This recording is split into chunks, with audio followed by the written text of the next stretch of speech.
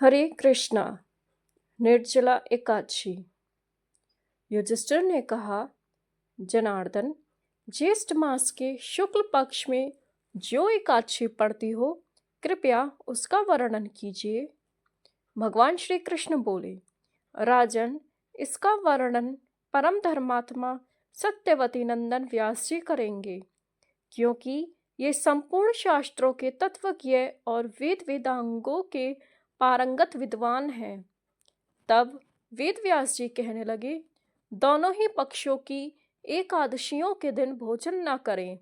द्वादशी के दिन स्नान आदि से पवित्र हो फूलों से भगवान केशव की पूजा करें। फिर नित्य कर्म समाप्त होने के पश्चात पहले ब्राह्मणों को भोजन देकर अंत में स्वयं भोजन करें। राजन, जनना शौच और मरना शौच में भी एकादशी को भोजन नहीं करना चाहिए। यह सुनकर भीमसेन बोले, परम बुद्धिमान पितामह, मेरी उत्तम बात सुनिए। राजा युधिष्ठिर, माता कुंती, द्रौपदी, अर्जुन, नकुल और सहदेव ये एकादशी को कभी भोजन नहीं करते तथा मुझसे भी हमेशा यही कहते हैं कि भीमसेन, तुम भी एकादशी को ना खाया करो। किंतु मैं उन लोगों से यही कहता हूँ कि मुझसे भूख नहीं सही जाएगी।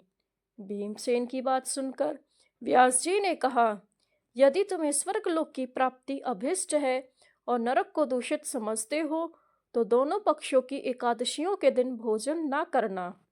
भीमसेन बोले, महाबुद्धिमान पितामह, मैं आपके सामने सच्ची बात कहता हूँ।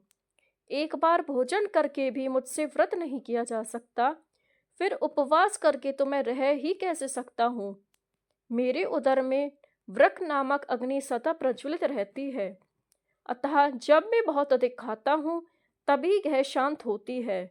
इसलिए महामुने, मैं वर्ष भर में केवल एक ही उपवास कर सकता हूँ, जिससे स्वर्ग की प्राप्ति सुलभ हो तथा जिसके करने से मैं कल्याण का भागी हो सकूं। ऐसा कोई एक व्रत निश्चित करके बताइए, मैं उसको यथा उचित रूप से पालन करूंगा। व्यास जी ने कहा, भीम, ज्येष्ठ मास में सूर्य वृष राशि पर हो या मिथुन राशि पर शुक्ल पक्ष में जो एकादशी हो, उसका यत्न पूर्वक निर्जल व्रत करो। केवल कुल्ला या आचमन करने के लिए मुख में जल डाल सकते हो। उसको छोड़कर किसी प्रकार का जल विद्वान पुरुष मुख में न डालें, अन्यथा व्रत भंग हो जाता है। एकादशी को सूर्योदय से लेकर दूसरे दिन के सूर्योदय तक मनुष्य जल का त्याग करे तो यह व्रत पूर्ण होता है। तदंतर द्वादशी को प्रभात काल में स्नान करके ब्राह्मणों को विविध पूर्वक जल और स्वर्ण का दान करें। इस प्रकार सब कार्य पूरा करके जितेंद्रिय पुरुष ब्राह्मणों के साथ भोजन करें। वर्ष भर में जितने एकादशियां होती हैं, उन सब का फल निर्जला एकादशी के सेवन से मनुष्य प्राप्त कर लेता है, इसमें तनिक भी संदेह नहीं है। शंख, चक्र और गदा धारण करने वाले भगवान केशव ने मुझसे कहा था कि यदि मानव सबको छोड़कर एकमात्र मेरी शरण में आ जाए और एकादशी को निराहार रहे तो वह सब पापों से छूट जाता है।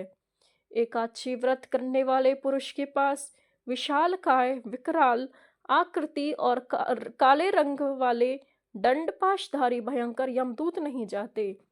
अंतकाल में पीतांबरधारी सौम्य स्वभाव वाले, हाथ में सुदर्शन धारण करने वाले और मन के समान वेगशाली विष्णुदूत आखिर इस वैष्णव पुरुष को भगवान विष्णु के धाम में ले जाते हैं। अतः निर्जला एकादशी को पूर्ण यत्न करके उपवास और श्री हरि का पूजन करो। स्त्री हो या पुरुष, यदि उसने मेरु पर्वत के बराबर भी महान पाप किया हो तो वह सब इस एकादशी व्रत के प्रभाव से भस्म हो जाता है। जो मनुष्य उस दिन जल के नियम का पालन करता है वह पुण्य का भागी होता है। उसे एक एक प्रहर में कोटि कोटि स्वर्ण मुद्रा दान करने का फल प्राप्त होता सुना गया है। मनुष्य निर्जला एकादशी के दिन स्नान, दान, जप, होम आदि जो कुछ भी करता है वह सब अक्षय होता है। यह भगवान श्री कृष्ण का कथन है।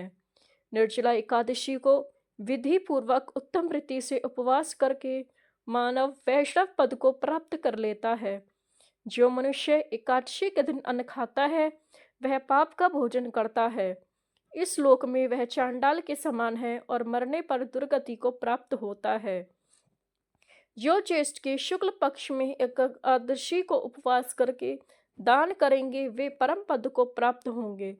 जिन्होंने एकादशी को उपवास किया है वे ब्रह्म हत्यारे, शराबी, चोर तथा गुरुद्रोही होने पर भी सब पातकों से मुक्त हो जाते हैं।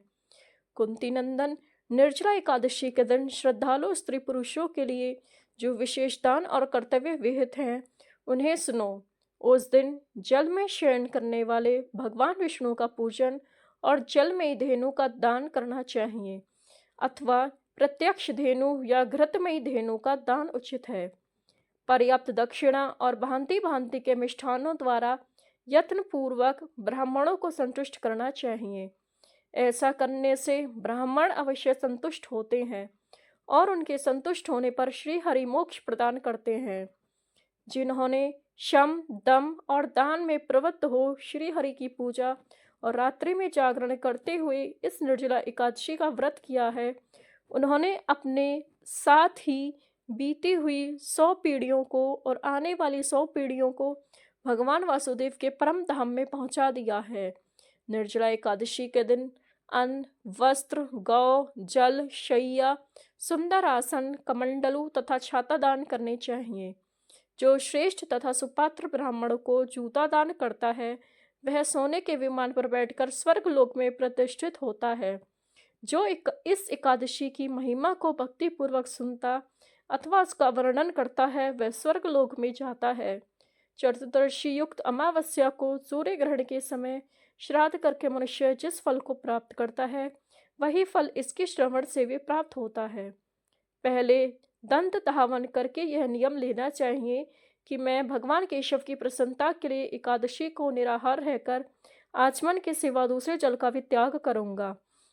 द्वादशी को देवेश्वर भगवान विष्णु का पूजन करना चाहिए। गंध, धूप, पुष्प और सुंदर वस्त्र से विधि पूर्वक पूजन करके जल के घड़े के दान का संकल्प करते हुए निम्नांकित मंत्र का उच्चारण करें। देव देव ऋषिकेश संसारणवतारक उद्कुंभ प्रदानेन नय माम परमाम गतिम।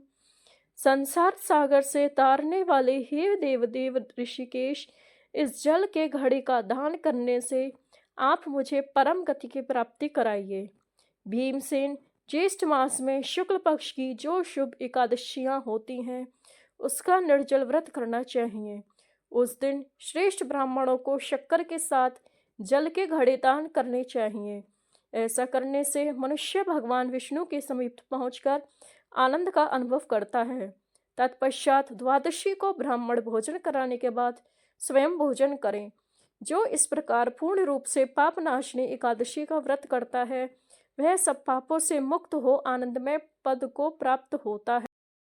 यह सुनकर भीमसेन ने भी इस शुभ एकादशी का व्रत आरंभ कर दिया।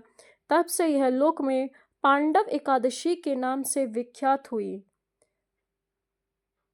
धन्यवाद। एकादशी महामहोत्सव की जय। हरे कृष्ण।